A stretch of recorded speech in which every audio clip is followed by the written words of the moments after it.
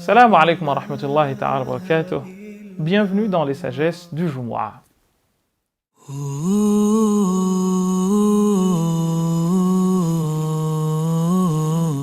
لا يكن تأخر أمد العطاء مع الإلحاح في الدعاء موجبا ليأسك، فهو ضمن لك الإجابة فيما اختاره لك لا فيما تختار لنفسك، وفي الوقت الذي يريد لا في الوقت الذي تريد.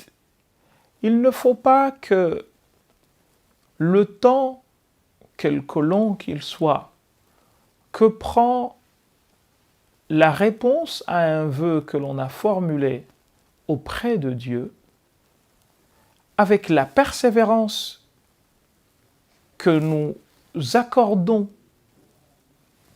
à la dua, à l'invocation, nous emmène à désespérer, parce que Dieu t'a garanti de te répondre, d'exaucer ton vœu, dans et pour ce qu'il a choisi pour toi, et non ce que toi tu choisis pour toi, quand il veut pour toi, et non ce que tu veux pour toi. Cette sagesse nous apprend essentiellement deux choses. La première, c'est la confiance en Dieu.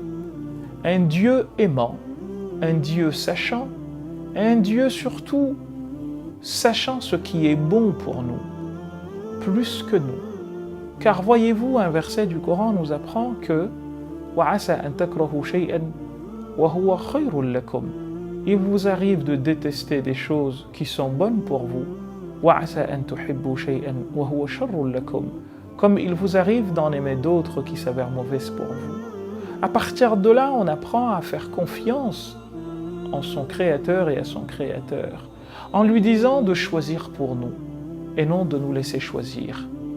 Une anecdote me vient en tête du grand cheikh, un des grands maîtres d'Ibn Ata'illah al-Sakandari, qui ont certainement influencé et marqué sa pensée, qui s'appelait Abu al-Abbas al-Mursi, chez qui une personne s'est rendue un jour et l'a trouvé malade.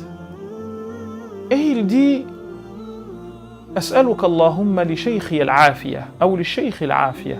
Seigneur, je te demande pour le maître la guérison. Et il l'a dit une seconde fois, ce qui a poussé le cheikh à lui dire la chose qui suit. Tu crois que je n'ai pas demandé à Dieu la santé? Sauf que, si je me trouve dans cette situation, après lui avoir demandé et invoqué la santé, c'est parce qu'il a voulu que je sois ainsi. Et c'est très beau parce que il nous apprend, chers frères et sœurs, que le bien, c'est ce que Dieu a choisi. On dit d'ailleurs en arabe que Al-khayru fi makhtarahu Allah. Le bien se loge, se trouve dans ce que Dieu a choisi pour nous. Donc, dire cela, cette sagesse, en disant cela, chers amis, nous apprend à faire confiance à Allah subhanahu wa ta'ala. C'est la première chose. La seconde, très importante, c'est qu'il faut éviter d'anticiper le dua, de vouloir que, parce qu'on a fait, eh bien, tout se fasse à l'instant T.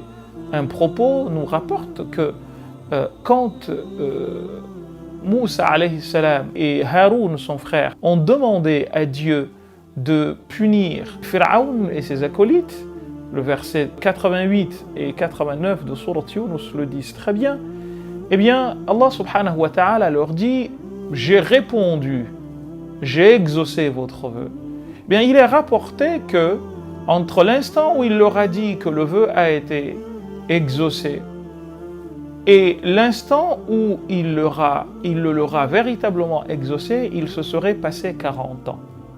Ceci pour nous dire que nous n'avons pas à faire un dua et à souhaiter qu'aussitôt les choses se fassent ainsi. Un propos d'ailleurs que rapportent certains commentateurs de ce livre nous dit que le jour du jugement, un serviteur sera ressuscité et Dieu lui dira « J'ai exaucé une partie de ce que tu as demandé et je t'en ai laissé une autre partie ici. » et il trouvera finalement des choses incroyables. Et il dira, et si Dieu n'avait aucunement exaucé mes vœux dans ce bas monde, dans cette dunya, pour que là-bas il étouffe.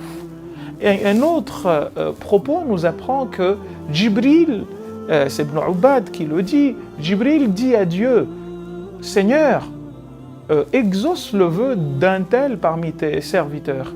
Et Dieu lui dira, mais j'aime bien entendre sa voix. Ceci veut dire qu'il y a quelque chose qui se crée entre celui qui demande et le Seigneur, qui en réalité exauce tout le temps tout ce qu'on lui demande. Sauf que comme il sait mieux que nous ce qui est bon pour nous, et surtout parce que nous avons confiance en lui, eh bien, on doit nécessairement avoir en tête l'idée qu'une invocation a 3 traitements possibles. Soit on nous donne sur le champ ce qu'on a demandé, soit on nous laisse pour demain, pour plus tard, soit on nous met à l'abri d'un malheur qui nous serait arrivé. Mais jamais un vœu, d'ailleurs c'est quelques versions d'un hadith du prophète sallallahu alayhi wa sallam que Anas et d'autres recueillent, que jamais une invocation ne part gratuitement. Cela veut dire encore une fois, chers amis, que nous devons apprendre à faire confiance en notre Seigneur et à ne jamais désespérer de l'exaucement d'un vœu. C'était la sagesse du Jumu'ah. N'oubliez pas de la partager, d'en débattre autour de vous et surtout de la faire vôtre. Wassalamu alaikum wa rahmatullahi ta'ala wa barakatuh et à vendredi prochain.